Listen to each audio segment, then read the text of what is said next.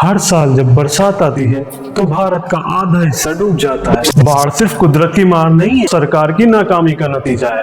अगर सरकार सही समय पर तैयारी तो हजारों जिंदगियां बचाई जा सकती हैं। नदियों और नालों की सफाई समय पर नहीं होती करप्शन की वजह से। नदी किनारे अवैध मकान और कब्जा बढ़ते जा रहे हैं। राहत और मुआवजा देने में अक्सर भ्रष्टाचार और देरी होती है। दोस्तों, हर साल जब बरसात आती है तो भारत का आधा हिस्सा डूब जाता है।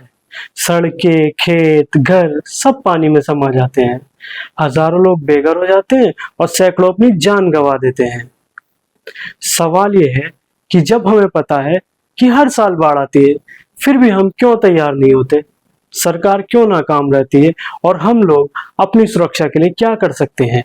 दोस्तों, रहस्य रिवील में आपका स्वागत है, जहां हम उठाते हैं पर्दा उन रहस्यों से जो सदियों से छुपे हुए हैं। अगर आप चैनल पे नए हैं तो चैनल को जरूर सब्सक्राइब करें और बेल आइकन दबाना ना भूलें, ताकि जब भी हम नया रहस्य लेकर आए तो उसकी खबर सबसे पहले आप लोगों को मिले। भारत में बाढ़ कहां कहां आती है? भारत का बड़ा हिस्सा सैलाब का शिकार है, यानी फ्लड प्रोन है। उत्तर प्रदेश, बिहार, असम, पंजाब, हरियाणा, उड़ीसा, पश्चिम बंगाल और केरल सबसे ज्यादा प्रभावित राज्य हैं। बिहार, यहाँ कोसी नदी को बिहार का शौक कहा जाता है। लगभग 40 लाख हेक्टेयर इलाका बाढ़ से हर साल प्रभावित होता है। असम और ब्रह्मपुत्र नदी हर साल लाखों लोग बेघर होते हैं। उत्तराखंड, पहाड़ी इलाकों में अचानक आने वाली फ्लैश फ्लड और भूस्खलन बहुत जानलेवा साबित होते हैं। दिल्ली और हरियाणा, यमुना और घग्गर नदियों से बार बार पानी बढ़ने का खतरा बना रहता है। 2025 की बाढ़ का हाल। उत्तराखंड, इस साल 79 लोगों की मौत हुई, लगभग 2000 करोड़ का नुकसान हुआ, कई पुल और सड़कें टूट गईं।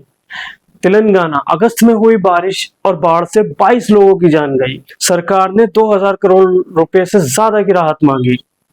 हरियाणा, 180 गांव डूब गए, लगभग 90,000 एकड़ फसल पूरी तरह नष्ट। दिल्ली, यमुना नदी का पानी खतरे के निशान से ऊपर चला गया। कुल मिलाकर पंजाब, दिल्ली, उत्तराखंड और जम्मू कश्मीर समेत कई राज्यों में 130 से ज्यादा मौतें हो चुकी हैं। हमारे भारत में बाढ़ से कितना नुकसान होता है?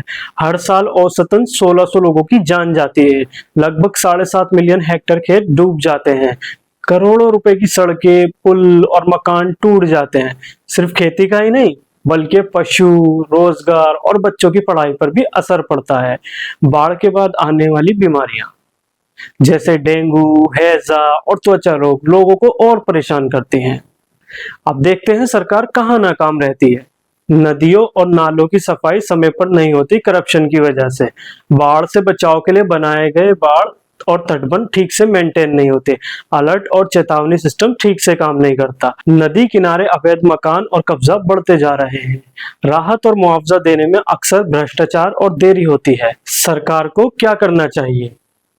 सटीक फ्लड मैप और चेतावनी सिस्टम बनाना, नदियों की समय पर सफाई और गाद हटाना, बाढ़ प्रभावित इलाकों में नए निर्माणों पर रोक लगाना, राहत और मुआवजा तेजी और ईमानदारी से देना, क्लाइमेट को ध्यान में रखते हुए नई योजना बनाना। चलिए अब बात करते हैं जनता को क्या तैयारी करनी चाहिए। घर में हमेशा इमरजेंसी किट रखें, टॉर्च, दवाइयां, जरूरी कागजात। मौसम और नदी के सरकारी अलर्ट पर नजर रखें। सुरक्षित जगह और रास्ते पहले से पहचान लें। गांव और मोहल्ले में मिलकर नाले साफ करें, रेत की बोरियां भरें और छोटे छोटे कदम उठाएं। दोस्तों, बाढ़ सिर्फ कुदरत की मार नहीं है, ये हमारी लापरवाही और सरकार की नाकामी का भी नतीजा है। अगर सरकार सही समय पर तैयारी करे और हम लोग भी जागरूक रहें तो हजारों जिंदगियां बचाई जा सकती हैं। अगर आपको ये वीडियो इन्फॉर्मेटिव लगी हो तो लाइक और सब्सक्राइब जरूर करें। फिर मिलेंगे अगले वीडियो में एक नए रहस्य के साथ। तब तक सुरक्षित रहिए और अलर्ट रहिए। वीडियो पसंद आया हो तो बटन दबाओ, क्योंकि हर क्लिक एक नई दास्तान की शुरुआत है।